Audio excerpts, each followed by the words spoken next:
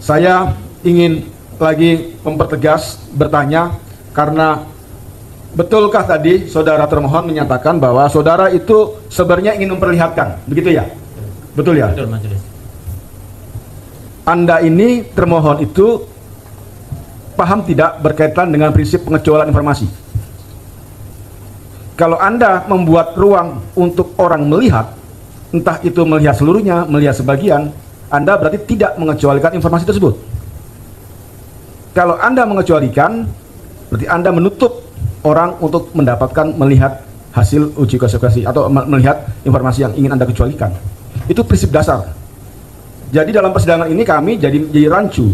Saudara ini itu mengecualikan 9 item yang ditutup oleh yang oleh pemohon dianggap ditutup, itu dikecualikan, sama sekali orang tidak boleh melihat. Atau sebenarnya Anda itu ingin memperlihatkan, ada kehendak untuk memperlihatkan. Berarti di situ Anda tidak melakukan pengecualian di situ. Ini mana yang benar? Izin Majelis, bahwa betul ijazah itu adalah dokumen yang terbuka, tetapi kami dengan melakukan prinsip kehati-hatian tersebut karena melindungi data pribadi berdasarkan. Iya, saya paham. Kita mengerti, ya kan ya. Bukan itu pertanyaan majelis. Anda ingin melindungi data pribadi, Anda ingin melindungi data siapa, itu haknya saudara. Anda dijamin oleh undang-undang untuk itu. Undang-undang PDP juga menjamin Anda sebagai untuk menjaga kerahasiaan pribadi. Undang-undang KIP juga menjamin hal tersebut. Pertanyaan majelis adalah, kalau tadi dalam keterangan yang saudara ditanyakan oleh anggota ingin memberikan, memperlihatkan, berarti kan Anda tidak menutup, tidak mengecualikan, gitu loh. Orang lain boleh tahu, lain hari nanti masyarakat lain datang, itu juga harus Anda perlihatkan, tidak saja bona tua. Ya kan, sejauh dia mengajukan permohonan. Ini kan tadi disampaikan oleh anggota bahwa pemohon adalah untuk penelitian, ya? Untuk penelitian.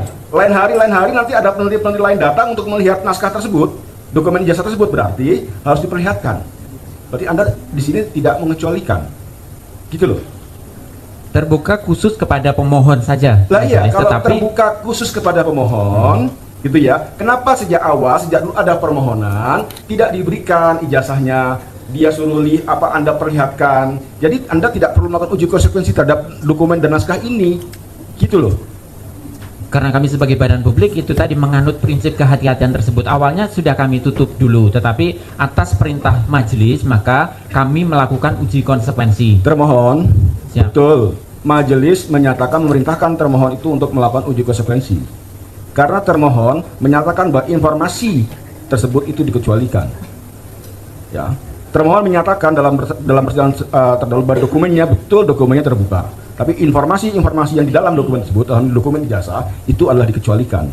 Saudara menyatakan demikian dalam persidangan, maka adalah hak saudara untuk termohon untuk melakukan uji konsekuensi. Itu perintahnya majelis, iya kan ya.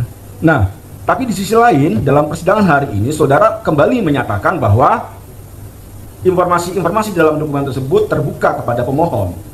Betul. Iya kan? Betul. Terbuka berarti informasi tersebut tidak dikecualikan. Anda tidak melakukan pengecualian. Ya. Kalau Anda melakukan pengecualian, seluruhnya ditutup. Pemohon tidak memiliki, tidak punya hak akses untuk melihat. Ya, karena kami sudah melakukan uji konsekuensi tersebut dan melakukan eksternal, bahwa di dalam putusannya itu melakukan kita membuka dengan cara memperlihatkan kepada pemohon saja, tetapi tidak boleh didokumentasikan, Ya, itu namanya Anda tidak mengecualikan, ya kan? Itu nanti perintah majelis akan mengkaji, ya kan? Anda itu berarti tidak mengecualikan. Dalam SK uji konsekuensi Anda berikan ini, ya kan? Itu kan Anda juga mengatakan itu diberikan dengan setelah jangka waktu pengecualian informasi publik yang dikecualikan dapat dibuka jika pihak yang berasnya diungkap memberikan persetujuan tertulis. Anda mengatakan demikian dalam SK ini. Sekarang Anda menyatakan berbeda lagi. Ya akan diberikan sebagian. Jadi mana nih yang kita mau pegang? Oke, halo teman-teman, kembali lagi bersama saya di channel ini. Salam NKRI harga mati.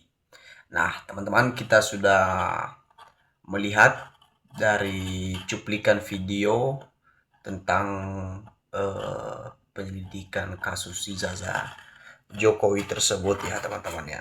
Nah, di sini juga teman-teman ya, kita sudah melihat dari seorang hakim yang dimana mempertanyakan tentang kasus ijazah Jokowi yang sudah diselidiki, dan baik juga itu sudah ditata untuk kembali untuk mencari tahu bahwa apakah ijazah Jokowi itu asli dan palsu.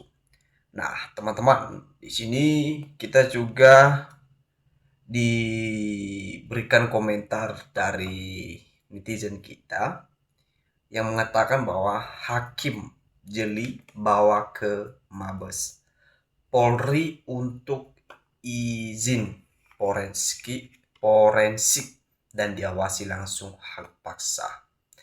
Penuntut umum dan para pengacara kedua belah pihak. Oke. Mungkin kalau Jokowi jujur mengakui kebohongan dan meminta maaf, itu bisa jadi Indonesia cenderung pemaaf atau masyarakat memaafkan warga Indonesia. Ya. Hai pejabat yang digaji sama rakyat, jujurlah, jangan bohong. Yang Anda perjuangkan besok Anda mati. Ada pertanggungjawabkankah? Hanya satu kata untuk Jokowi.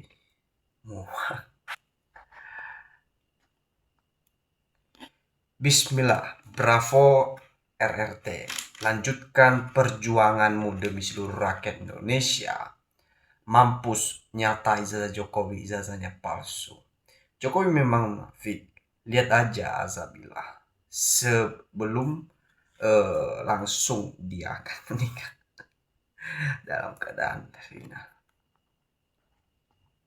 Hakim memang harus berpihak kepada kebenaran karena hakim wakil Tuhan. Betul ya teman-teman. Karena di situ semua sudah dipercayakan untuk menyelidiki beberapa kasus-kasus atau menangani kasus-kasus yang mungkin atau sangat sulit untuk kita bahas ya teman-teman ya. Seperti kasus ijazah ini yang sudah dikatakan dari beberapa orang bahwa ijazah Jokowi itu palsu. Dan ada juga yang menghalang atau membantu untuk tidak ada yang mengatakan bahwa kasus ijazah Jokowi itu palsu. Ada yang mengatakan ijazah Jokowi itu benar ya teman-teman. Ya mungkin orang-orang itu sekeliling dari Jokowi atau orang-orang yang dulu bersama dengan Jokowi ya teman-teman ya. Nah, untuk apa hakim diprioritaskan? Nggak tinggal kalau cuman kerjaannya hanya begitu-begitu saja. Contohnya ya, dalam penanganan masalah ijazah Jokowi.